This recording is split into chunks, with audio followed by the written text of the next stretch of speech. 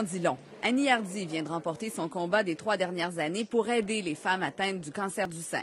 J'ai dans la tête chaque femme que je sais que je vais pouvoir aider. Fait que dans ma tête, là, je les vois toutes défiler une en arrière de l'autre. Dorénavant, Québec va rembourser les prothèses mammaires totales externes à 100 % plutôt que 50 et va aussi payer pour les prothèses partielles qui, jusqu'à aujourd'hui, n'étaient pas du tout remboursées. À plus de 99 %, on peut dire aujourd'hui que nous couvrons l'entièreté du coût de ces prothèses mammaires. Chaque jour au Canada, 72 femmes apprennent qu'elles ont un cancer du sein. Des femmes pour qui la Terre arrête de tourner et qui, à la clinique de Mme Hardy, se retrouvent souvent démunies, tant psychologiquement que financièrement.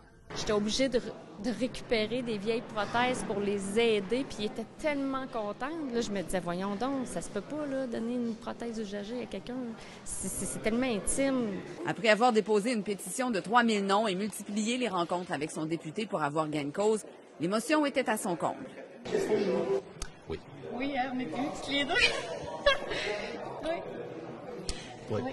Même si Mme Hardy se bat depuis déjà plusieurs années pour obtenir cette bonification du programme, l'annonce d'aujourd'hui a vraiment dépassé ses attentes.